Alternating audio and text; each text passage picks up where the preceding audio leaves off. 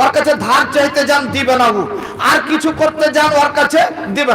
লেনদেন সন্ধ্যা হয়ে গেলি ওর কিন্তু ওখান থেকে ও মানে হাত ধুয়ে বসে যাবে, না বেলা ডুবে গেছে আর চলবে না।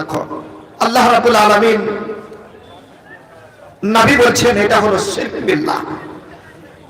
লেনদেন করাটা যে কোনো টাইমেই আপনি করতে পারেন, দানের হোক ক্ষেত্রে হোক বা কাউকে ধারের ক্ষেত্রে হোক, কিন্তু আমাদের মা খালাদের মধ্যে অভ্যাস ওটা আছে একটা, ওর কাছে রাতের বেলায় যদি পেঁয়াজ আনতে যান বা রসুন আনতে যান, এক খুঁড়ি যদি তেল আনতে যান তো ও দিবে না। কেন?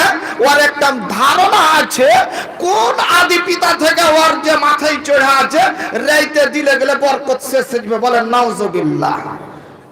বরকতের মালিক কে? আল্লাহ।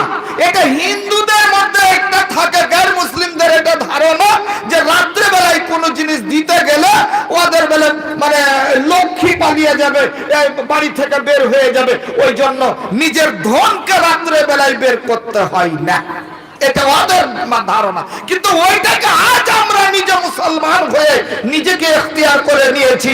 আমার বাপজান, এই ধারণা যদি কাউরির থাকে তাহলে আপনি আজকেই ছুঁড়ে ফেলে দিবেন। আল্লাহ কি বলছেন এবারে কোরআনের দিকে শুরুয়াত কোরআন এখান থেকে আপনাকে করি। আল্লাহ রাব্বুল আলামিন বলছেন বিসমিল্লাহির রহমানির রহিম